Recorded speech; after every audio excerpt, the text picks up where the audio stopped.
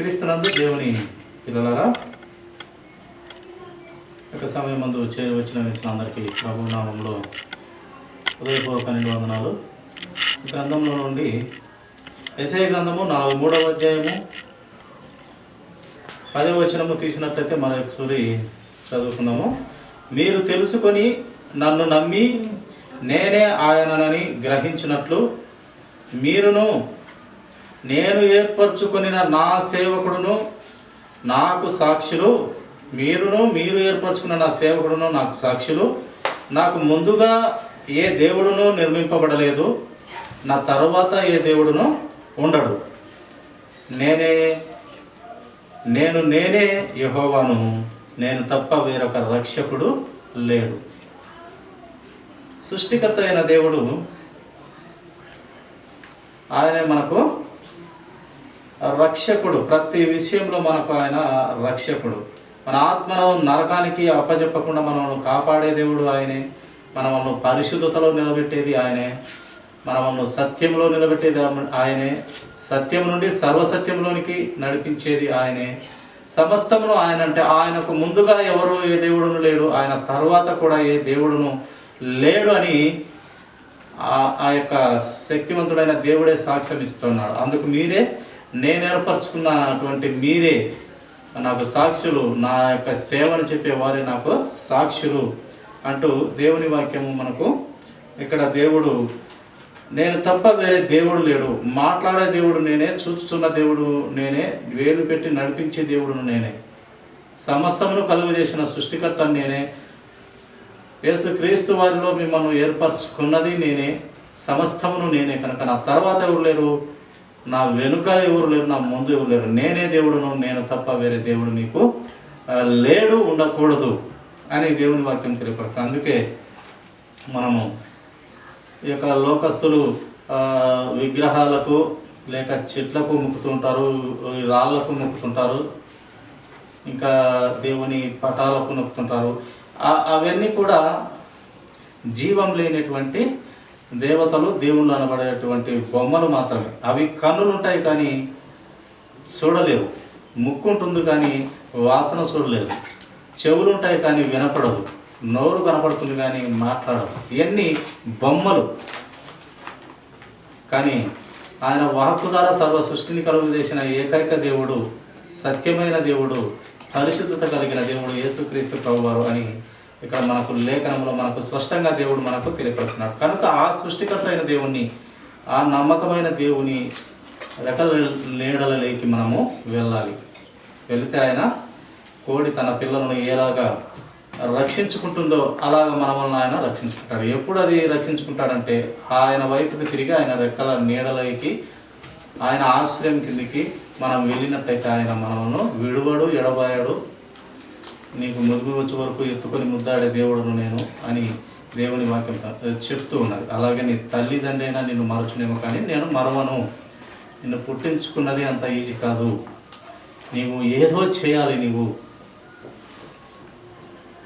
నిన్ను ఎంతో పవిత్రంగా చూడాలి, తలెత్తుకొని ఉండే మాదిరికి నిన్ను చూడాలి అని దేవుడు మనకు వాక్యాల ద్వారా మాట్లాడుతూ ఉన్నాడు.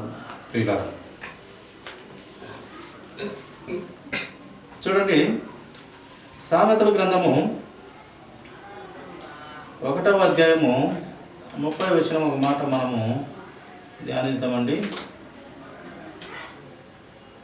సామెతలు 1వ అధ్యాయము 30వ వచనము. నా ఆలోచన విననొల్లకపోయిరి, నా గద్దింపును వారు కేవలము తృణీకరించిరి. కాబట్టి వారు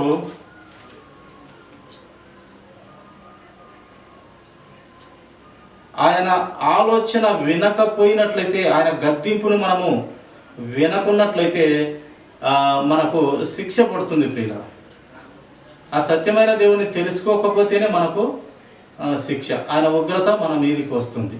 ఎందుకంటే సృష్టికర్త అయిన దేవుణ్ణి తెలుసుకోవాలి, ఆ రక్షకుడు ఎవరో తెలుసుకోవాలి. తెలుసుకున్న రక్షణలోనే మనము సురక్షితంగా ఉంటాము.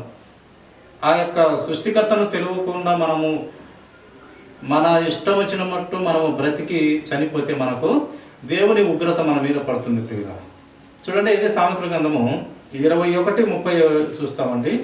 21వ అధ్యాయము 30 వచనం ధ్యానిస్తాము.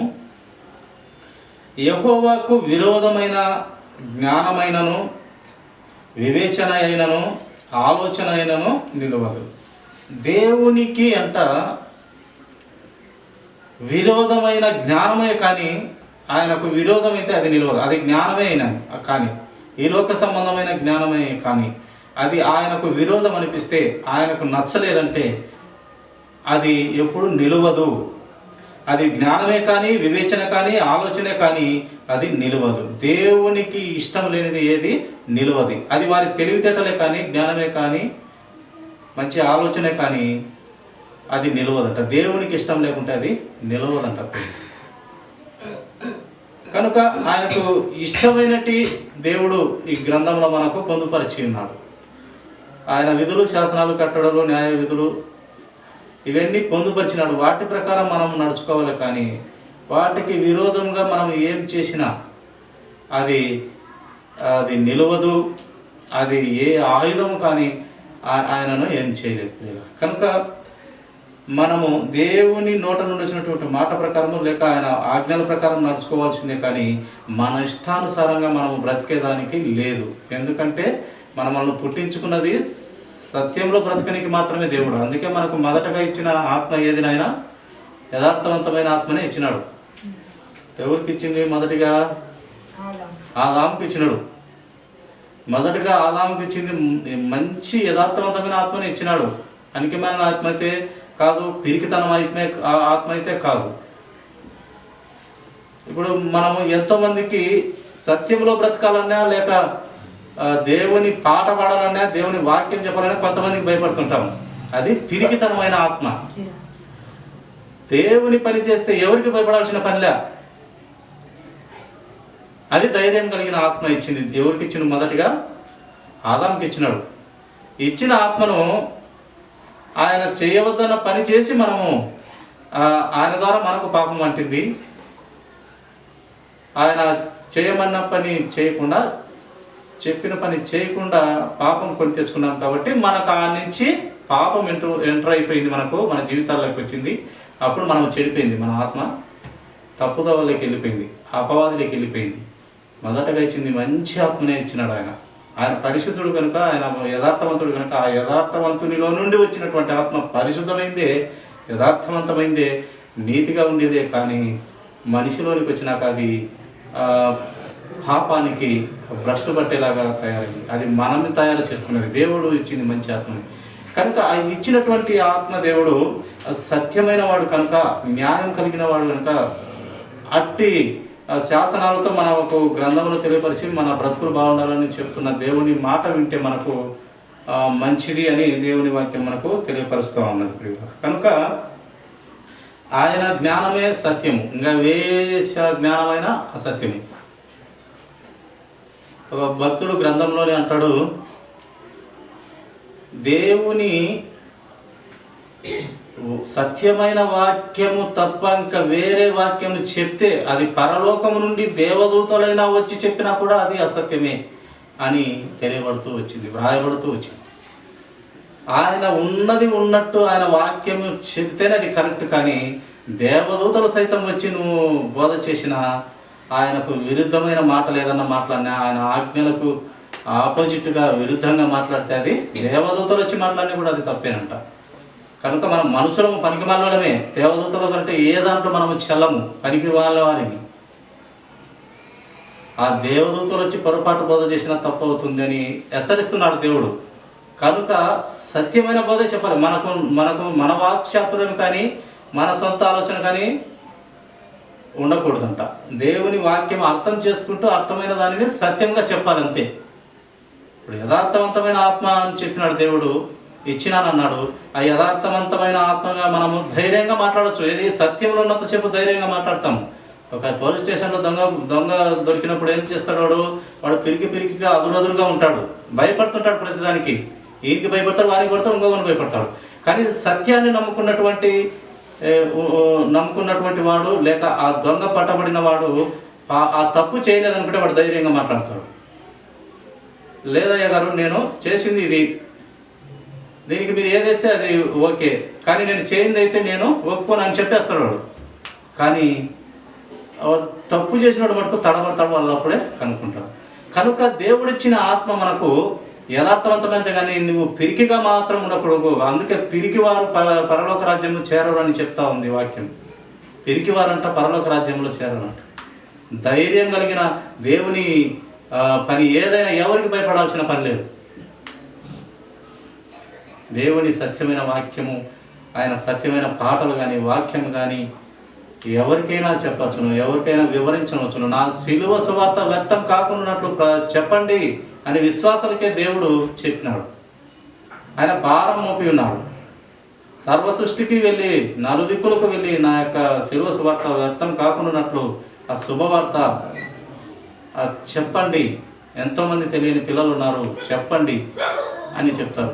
కానీ ఈ యొక్క పిరికిగా ఉన్నట్లయితే అది దేవుని ఆత్మ సంబంధమైనది కాదు, కానీ అది అపవాది సంబంధమైన అదురు బెదురైనటువంటి ఆత్మక్రియ.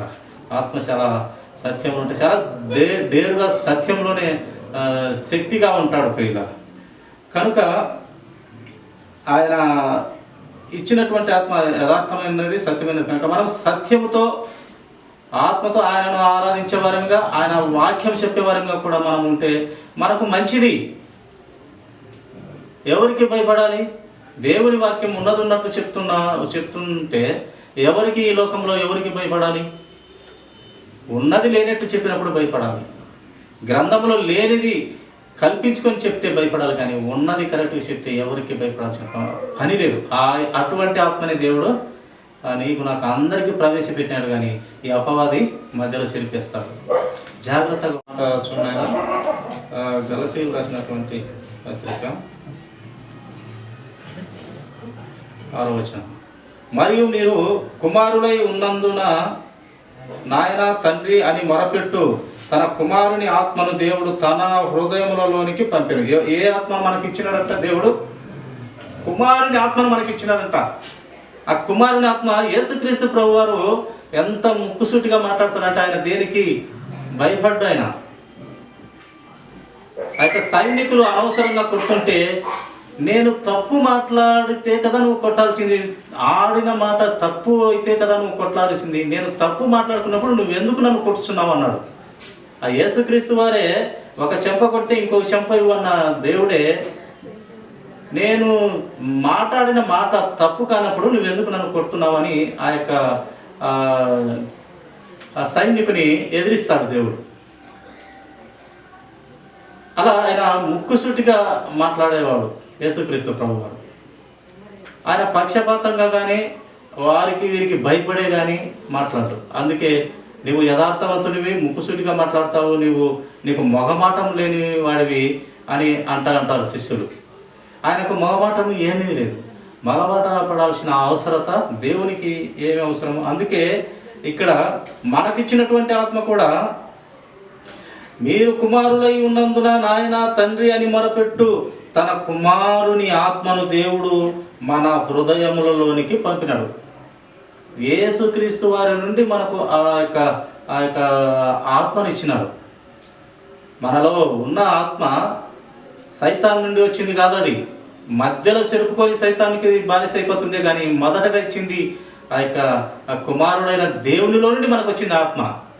సత్యం మాట్లాడితే మనం ధైర్యంగానే యేసుక్రీస్తు ప్రభువులాగానే ముక్కుచూటిగా మొగమాటం లేనివాడిగా లేక పక్షపాతం లేని వారిగా మన మాట తీరు, మన ప్రవర్తన దేవుని సత్యంతో మాట్లాడే ధైర్యం కలిగిన ఆత్మని ఇచ్చినాడు. కనుక అలాంటి ధైర్యంతోనే ఉండాలి. తిరిగి వారిగా ఉండకూడదనే బైబిల్ గ్రంథము తెలియపరుస్తుంది. ఎవరికి నువ్వు భయపడాల్సిన పని లేదు.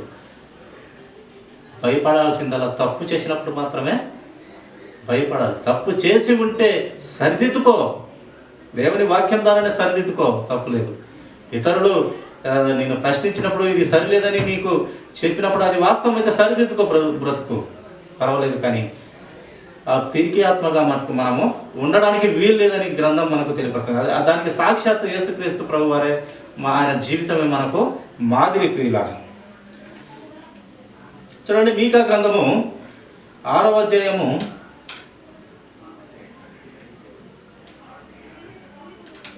మీకా గ్రంథము 6వ అధ్యాయము 8వ వచనం ఒక మాట చదువుకుందామండి. మనుషుడా, ఏది ఉత్తమమో అది నీకు తెలియజేయబడి ఉన్నది. న్యాయముగా నడుచుకొనుటయు, కనికరమును ప్రేమించుటయు, దీన మనసు కలిగి నీ దేవుని ఎదుట ప్రవర్తించుటయు ఇంతే కదా యెహోవా నిన్ను అడుగుచున్నాడు. ఏమని వ్రాయబడుతూ వచ్చినది? మనుషుడా, ఏది ఉత్తమమో అది నీకు తెలియబడుతూ వచ్చి ఉన్నది. పరచబడుతూ గ్రంథంలో దేవుడు రాయిస్తూ వచ్చినాడు. ఏది ఉత్తమం, ఏది ఉత్తమం కానిది, ఆయన శాసనాలు, ఆయన కట్టడలు, న్యాయ విధులు, ఆయన రాసినటువంటి ధర్మశాస్త్రము, లేక యేసుక్రీస్తు ప్రభు వారు బ్రతికినటువంటి బ్రతుకులు, ఆ నీతి, ఆ క్రమము, ఆ మాటలు, ఆయన నోటి మాటలు అన్నీ ఉత్తమము. ఇదంతా గ్రంథంలో పొందుపరచబడి ఉంది, చక్కగా వ్రాయించబడింది, నీకు తెలియబడుతూ ఉంది. ఇది ఉత్తమము, ఇది ఉత్తమం కాదు, ఇది మంచి, ఇది చెడు అని మనకు తెలియబడుతూ ఉంది. మొత్తానికైతే గ్రంథం ద్వారా మనకు భక్తులు తెలియపరుస్తూ వచ్చినారు, దేవుడు యేసుక్రీస్తు ప్రభు వారు తెలియపరుస్తూ వచ్చినారు ఆయన జీవితం ద్వారా.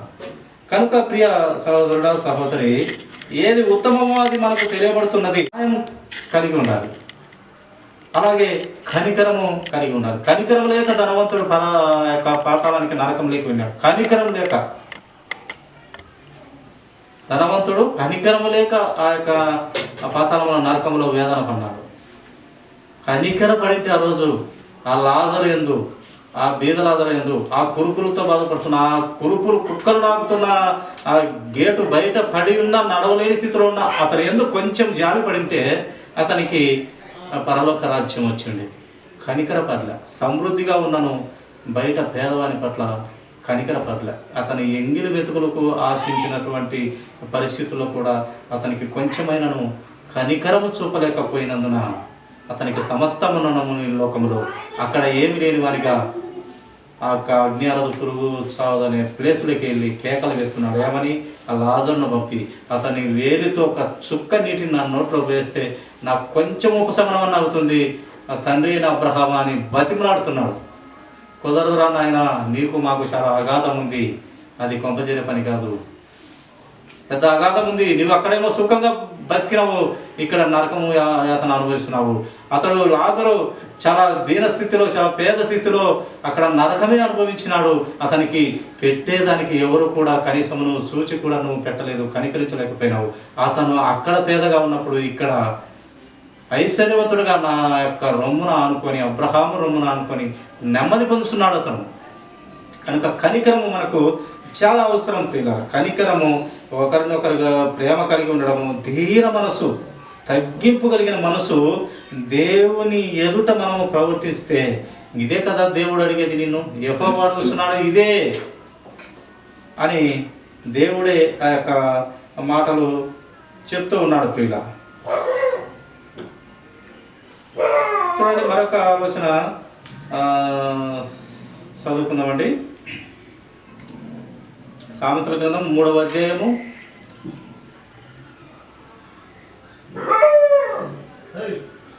21వ వచనం ఒక మాట చూసుకుందామండి.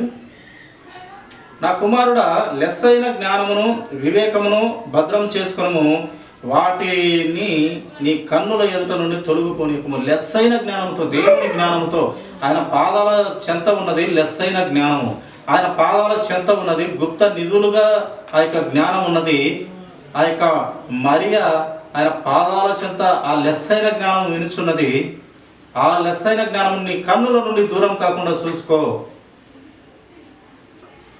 ఆ లెస్సైన జ్ఞానము, ఆ దేవుని జ్ఞానము, ఆ దేవుని ఆలోచన ఎంత ఆయన శక్తిమంతుడుగా మనకు కనపడతాడు. ఎంత తగ్గింపులో నిజంగా దేవుడు యేసుక్రీస్తు ప్రభు వారు చాలా చక్కని తగ్గింపు జీవితాన్ని చూపించిపోయినాడు. ఇంతకు అది ఎన్ని మాటలు చెప్పుకున్నా కూడా అంత దేవుడై ఉండి మనుషుల కాళ్ళు కడిగి అంత తగ్గింపు స్థితిలోకి వచ్చినాడు ప్రియులు. దేవుడైన ఆ యొక్క ఐశ్వర్యవంతుడు మనము మట్టి పురుగుతో సమానము, గడ్డితో సమానం, మనము గడ్డి పువ్వు మట్టితో సమానము, నీటి మీద బుడగలాంటి మన జీవితము, ఇంతలో కనపడే అంతలో మాయమైపోయే ఆవిరి వంటి మన జీవితం కోసము ఆ జీవితాన్ని పట్టుకొని దేవుడు, ఆ జీవితము అయిన మనము మన కాళ్ళు దేవుడు కడిగినాడు. అప్పుడు యేసుక్రీస్తు శిష్యుల కాళ్ళు కడిగి ఇలాగూ మీరు ప్రేమ కలిగి ఉండండి అనే ప్రేమను చూపించినాడు ప్రియుల. అటువంటి మాదిరికరమైన వ్యక్తిని మనము ఎక్కడైనా చూస్తున్నామా? కనుక అంత తగ్గింపు కలిగిన దేవుడు, అందుకే ఆయనకు అంత తగ్గింపు ఉన్నది కనుక ఆయన అంత జ్ఞానంలో ఐశ్వర్యవంతుడై ఉన్నాడు. అందుకే ఆయన పాదాల చెంత జ్ఞానం అంట గుప్త నిధులుగా ఆయన పాదాల చెంత ఉన్నది. అందుకే మరియమ్మ బాగా చక్కగా ఆయన పాదాల చెంత ఆయన చెప్తున్న మాటలు శ్రద్ధగా వింటూ ఉన్నది. అలా దేవుని వాక్యము మనము విని బైబిల్ అనే గ్రంథము ఆయన పాదాల చెంతకు చేరి, గ్రంథం అనే చోటికి మనం చేరి అది విని జ్ఞానం గ్రహించుకొని ఆయన ఏమి చెప్తున్నాడు, ఎలా ఉండమంటున్నాడు, ఎలా బ్రతకమంటున్నాడు, ఏ రాజ్యం మనకు ఇవ్వబోతున్నాడు, ఎంతలా ప్రేమించాడు, ఎంతలా మన కోసము ప్రాణం పెట్టాడు, దేవుని కుమారుడు కనుక మళ్ళీ తిరిగి లేచాడు, ఇవన్నీ మనసును ధ్యానించాలి ప్రియుల. అవన్నీ ధ్యానిస్తేనే మనకు ఆయన ప్రేమ అర్థమవుతుంది. ఈ యొక్క సృష్టినంతటినీ అందంగా తయారు చేసి ఆయన మన కోసం ఇచ్చాడు. పశు పక్షాదులు మన కోసం ఇచ్చినాడు. సమస్తమును నీవు అనుభవించడానికే ఇచ్చినాడు దేవుడు. ఈ యొక్క పక్షులైతేమి, ఈ యొక్క జంతువులు అయితే ప్రతి ఒక్కటి మనం అనుభవించాలని ఎంతో అందంగా తయారు చేసి, ఎంతో ప్లాన్ చేసి ఆయన ఈ ప్రకృతిని అంతటిని చక్కగా తయారు చేసి ముందుగానే మళ్ళీ మనల్ని తయారు చేసి ఇదంతా నీవు అనుభవించు, చక్కగా బ్రతికి, నా యొక్క నోటి మాట ద్వారా చక్కగా బ్రతికి ఈ భూమిని అంతా నిండించి పండించమని, పిల్ల పాపలతో నీవు ఈ యొక్క భూమిని అంతా నిండించమని ఆశీర్వదించినాడు దేవుడు. అట్టిగా బ్రతకాలి అని దేవుడు ఆశించినాడు. అటుగా బ్రతికి పరిశుద్ధతగా బ్రతికి పరిశుద్ధ రాజ్యంకు, ఇది కొంచెం కాలమే, నీకు జాగ్రత్తగా బ్రతుకు, చాలా కాలం అక్కడ ఉన్నది, ఈ కొంచెం కాలం నమ్మకంగా ఉండు, నీకు అక్కడ పెద్దగా శాశ్వత కాలమందు నీకు చాలా పలు విధాలైన బహుమానాలు, నీకు ఎన్నో జీవ కిరీటాలు ఇస్తానని చెప్పినాడు దేవుడు. ఇక్కడ మనము కొంచెం జీవితంలో అంట ఈ 70-80 సంవత్సరాలు మనం దేవునికి నమ్మకంగా బ్రతికితే, ఆ రక్తంలో కడగబడినాక దేవుని భయభక్తులు కలిగి శ్రద్ధాశక్తులు నిలిపి మనం బ్రతికినట్లయితే, ఈ కొంచెంలో నమ్మకంగా ఉంటే, ఈ 70-80 సంవత్సరాలు నమ్మకంగా ఉంటే, చాలా జీవితంలో అది యుగయుగాల జీవితం అంట. దానికి ఇంకా సంవత్సరాలు లేవంట. ఆ పరిశుద్ధ పట్టణము, పరిశుద్ధుడుండే పట్టణము, ఆ పరిశుద్ధ దేవుడుండే పట్టణము చాలా విలువ కలిగిందంట. వజ్ర వైడూర్యాలతో పొందుపరిచిన ఇల్లులు తయారు చేస్తూ ఉన్నాడు యేసుక్రీస్తు ప్రభువారు. అలాగే ఆ యొక్క బంగారు వీధులలో తిరిగే ఆ యొక్క పట్టణము ఎంత అద్భుతంగా ఉంటుందో. ఇక్కడ నీవు కొంచెంలో నమ్మకం ఉంటే అక్కడ ఎక్కువలో నీకు పెద్ద ఇల్లే ఇస్తాడు. పెద్ద నీకు కొంతమందికి పెద్దగా కూడా అక్కడ పెడతాడంట. మనము తోకగా పెట్టకుండా తలగానే పెడతానన్న దేవుడు. అక్కడ నీకు దేవదూతలకు సైతం నీవు బోధ చేసేది దానివిగా నిన్ను దేవుడు అక్కడ పెట్టబోతున్నాడు పిల్ల. కనుక మనం ఈ కొంచెంలో నమ్మకంగా దేవునికి బ్రతకాలి. సజీవయంగా మన హృదయాన్ని దేవునికి అర్పించుకోవాలి. ఆయన ఏది చెప్తే అది శ్రద్ధ పెట్టి మనసు పెట్టి చదువుకొని విని గ్రహించి ఆ భయంతో బ్రతికి, అదే భయము నీ ఇరుగువారు కానీ, పొరుగువారు కానీ, నీ బిడ్డలు కానీ, నీ బంధువులకు కానీ చెప్పి దేవుని భయము వారిలో నింపి దేవుని కోసం బ్రతికేలాగా నీవు సాక్షిగా బ్రతకాలి. నేను సాక్షిగా బ్రతకాలి అని దేవుడు చెప్తున్నాడు. మీరు నాకు సాక్షిగా బ్రతకాలి అంటున్నాడు. మీకు ఇచ్చినటువంటి ఆత్మ అంత మంచిది. మీరు నాకు సాక్షిగా బ్రతికితే మిగతా వారు కూడా నాకు సాక్షిగా వారు బ్రతుకుతారు. అందరూ కలిసి ఆ పరలోక రాజ్యంలో ప్రశాంతంగా పరిశుద్ధమైన పట్టణంలో ఉంటామని దేవుని ప్రణాళిక ప్రేమ. ఆ ప్రణాళికల భాగంగా మనం దేవుని ప్రేమను అర్థం చేసుకోవాలి. ఆ కొలతలు లేని ప్రేమ, ఆ ప్రేమ అంట అగాపే ప్రేమ అంట దేవునిది. అది చాలా పవిత్రమైన ప్రేమ అంట ప్రియ. అగాపే ప్రేమ, అంత ప్రేమను చూపించినటువంటి గొప్ప యేసుక్రీస్తు ప్రభువారికి ఆయన శిలువ సువార్త వ్యర్థం కాకుండా, ఆయన రక్షణ సువార్త వ్యర్థం కాకుండా, ఆయన పడిన శ్రమలు, ఆయన మనకై పొందిన మరణము, ఇవన్నీ ప్రతిదినము మనము గుర్తు చేసుకొని ఇంకొకరికి చెప్పేవారిగా, ఇంకొకరిని క్రీస్తు వైపుకు తిప్పేవారిగా. ఎందుకు వారిని క్రీస్తు వైపు తిప్పాలంటే పరిశుద్ధత కలిగిన దేవుడు, నమ్మకమైన దేవుడు, నీతి కలిగిన దేవుడు, యథార్థవంతుడు, నీతివంతుడు, న్యాయవంతుడు, పరిశుద్ధ పట్టణంలో అధికారి. అట్టి దేవునికి పరిచయం చేయడం పాపం కాదు, అట్టి దేవుని దగ్గరకు తీసుకుపోవడము మనకు ఇంకా పుణ్యం. అందుకే అక్కడ ఒక్క పాపి మారితే దేవదూతలు, కోటాను కోట్ల దేవదూతలు, దేవుడు ఎంతో సంతోషం అంటారు. కనుక ఒక మనిషి ఇంకొక మనిషికి ఆ దేవుని వాక్యాన్ని చెప్పి, ఆయన భయము నింపి, ఆయన సత్యము నింపి మనము చెప్పినట్లయితే మనము ఒక ఆత్మను కాపాడిన వారిగా అవుతాం. ఒక ఆత్మను కాపాడితే అది దేవునికి ఎంత సంతోషము, కాపాడిన వారి మీద ఎంత ఇష్టం కలిగి ఉంటాడు దేవుడు. కనుక అట్టి ఆలోచనలో మనం ఉండాలి. అట్టిది జ్ఞానం అంతా దేవుడు గ్రంథంలో ఆయన భక్తుల ప్రవక్తల ద్వారా, యేసుక్రీస్తు ద్వారా అనేకమైన జ్ఞాన సంపద గ్రంథంలో, బైబిల్ గ్రంథంలో వ్రాసి ఉంచినాడు. అందుకే లెస్సైన జ్ఞానమును, ఆ వివేచనను భద్రం చేసుకోవాలి. మనము వాటిని మన కన్నుల నుండి ఎప్పుడే కానీ తొలగిపోకుండా చూసుకోవాలంటే ఎప్పుడు మన కన్నుల ముందు వాక్యమే కనపడవాలి, దేవుని ఆలోచనే కనపడవాలి. అందుకే దేవుడు మొదటగా నా నీతిని, నా రాజ్యాన్ని వెతకండి, మీకు ఆటోమేటిక్గా ఈ లోకంలో మీరు మంచిగానే ఉంటారు. మొదటగా దేవుని తెలుసుకోండి, దేవుని కోసం బ్రతకండి, తర్వాత మీ జీవితం మంచిగానే సాగుతుంది. మిమ్మల్ని సృష్టించిన వాడు, మిమ్మల్ని ఏలుపెట్టి నడిపించేవాడు ఆ కునుకడు నిద్రపోడు, మిమ్మల్ని బాగానే చూసుకుంటాడు. మిమ్మల్ని తోకగా పెట్టకుండా తలగానే చూసుకుంటాడు.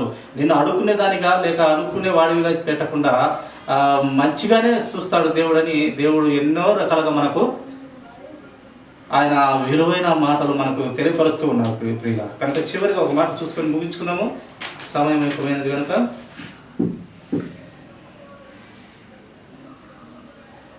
చూడండి, కొరింథీయులకు రాసినటువంటి అపోస్తలుడైన పౌలు గారు మొదటి పత్రిక 2వ అధ్యాయము 4వ వచనం మాట చదువునైనా. నేను మాట్లాడినను, సువార్త ప్రకటించినను, జ్ఞానయుక్తమైన తీయని మాటలను వినియోగింపక పరిశుద్ధాత్మయు దేవుని శక్తియు దృష్టాంతములని వినియోగించి తిని. ఇక్కడ పౌలు గారు చెప్తూ ఉన్నారు, ఆయనంట మాట్లాడి సువార్త ప్రకటించినను జ్ఞానయుక్తమైన తీయని మాటలను వినియోగింపక. జ్ఞానయుక్తమైన తీయని మాటలు అయితే చెప్పడు, కానీ యేసుక్రీస్తు వారి సత్యమైన మాటలే చెప్తారంట ప్రియుల. జ్ఞానయుక్తమైన తీయని మాటలు, ఈ లోక సంబంధమైన తీయటి మాటలు.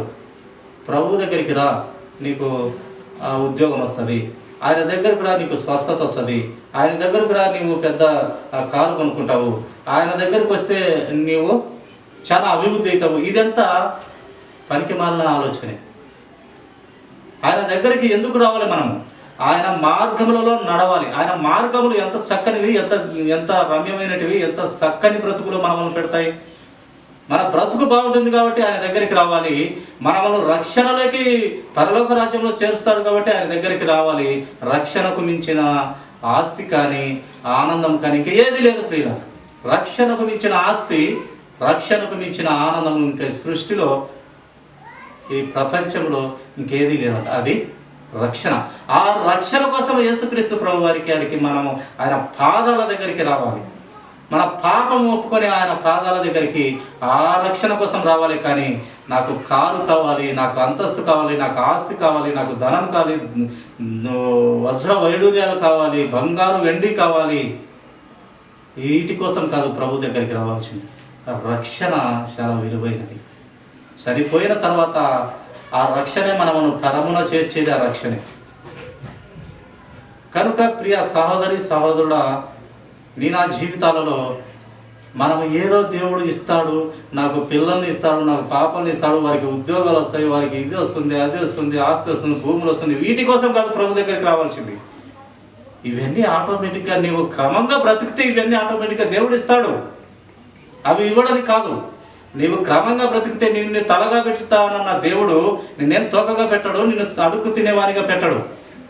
కానీ ఆయన క్రమంలో బ్రతికితే ఆటోమేటిక్గా నీకు ఇవన్నీ వస్తాయి.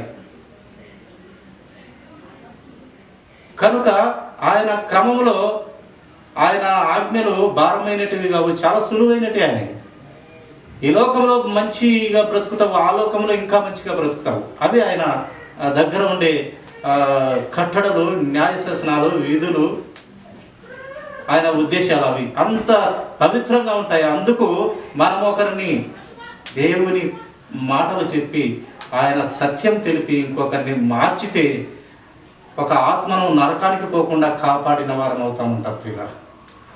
అది ఆ పరలోకం చేర్చే ఆ యొక్క ఆత్మ. అక్కడ ఎంతో మంది దేవదూతలు పండుగ చేసుకుంటారంట. నీ ద్వారా ఒక ఆత్మ దేవునికి అప్పచెప్పబడితే, నీ యొక్క దేవుని సువార్త అతనికి చెప్పి అతను మార్చగలిగితే నీకు అక్కడ ఫలితం ఉంది, బహుమానాలు ఉన్నాయి, కిరీటాలు ఉన్నాయి. ఆయన పక్కలోనే ఉంటావు, లేక ఆయన సింహాసనం ఇస్తానని దేవుడు చెప్తూ ఉన్నాడు. అందుకే ఎంతోమంది ఆత్మను రక్షించే గొప్ప గొప్ప సేవకులకు ఆయన సింహాసనం ఇస్తాడు, ఆయన జీవ కిరీటాలే ఇస్తాడు. ఎన్నో అద్భుత కార్యాలన్నీ అక్కడ చేయించటానికి ఎంతోమందికి పెద్దగా అక్కడ పెడతాడంట ప్రియ. నీకేమే నీవు చేసిన పనికి నీ ఫలితము వృధాగా అయితే పోదు. పరలోక రాజ్యంలో ఆ చెమటలు ఇవి అవి కొట్టని ఆ ధనం అక్కడైతే మనం సమకూర్చుకుంటాము. ఎప్పుడు ఏం చేస్తే అక్కడ ధనం సమకూర్చుకుంటాము? ఈ లోకంలో దేవుని ఆజ్ఞల ప్రకారము, దేవుని చిత్త ప్రకారం బ్రతికి ఒక ఆత్మనన్నా మనము తండ్రికి ఆయన సత్యం తెలియపరిచి ఆయనకు అప్పచెప్తే అప్పుడు మనకు అక్కడ ఎంతో కొంత మనకు దేవుని బహుమానము, దేవుని కృపను పొందుకొని అక్కడ మన జీవితం అద్భుతంగా ఉంటుంది ప్రియుల. మనకు మంచి ఇల్లు ఇస్తాడు, చిన్న ఇల్లు కాకుండా పెద్ద ఇల్లే ఇస్తాడు. నీ యొక్క విశ్వాసపు అంతస్తు, నీ మెట్టు, నీ యొక్క విశ్వాసపు పర్సెంట్ ఎంతలా నీవు దేవుని కోసం బ్రతికితే, ఎంతలా దేవుని వాక్యం ఇతరులకు ప్రకటించి ప్రభు వైపుకు తిప్పితే నీకు అంత అక్కడ అంతమంది జనాలకు నిన్ను పెద్దగా పెడతాడు, అంత బహుమతులు ఇస్తాడు, జీవిత కిరీటాలు ఇస్తాడు. ఆయన చెట్లు ఫలాలు, జీవవృక్ష ఫలాలు తినుటకు ఆయన కృప చూపిస్తాడు. ఆయన జీవజల నదులు తాగుటకు నీకు కృప చూపిస్తాడు. చాలా అద్భుతాలు ఉన్నాయి పరలోక రాజ్యంలో. అయితే ఆయన పని మనము చేసేటి వారు ఇంకా ఉండాలి ప్రియులు. కనుక మనము దేవుని వాక్యముని మనము సత్యములో బ్రతికి సత్యమైన దేవుని లేక ఇంకొంతరిని మార్చితే మన జీవితాలకు మంచిది. కనుక అటుదైన జ్ఞానం, బుద్ధి, వివేచనలు దేవుడు మనకందరికీ దేవుడు దయచేసి ఆ రాజ్యంలో మనము పవిత్రులుగా, పరిశుద్ధులుగా చేర్చి అనేక అద్భుతములు, అనేక మందికి పెద్దగా బహుమానాలు ఇచ్చే ఆ దేవుణ్ణి మనము స్తుతిస్తూ, ఆరాధిస్తూ, గణపరుస్తూ ఆయన జ్ఞానం పొందుకొని మనం ఈ లోకంలో ముందుకు సాగగలమని ఈ కొద్ది మాటలు దేవుడు దీవించిన కాక తల నుంచి చిన్న ప్రార్థన. మహాశక్తి కలిగిన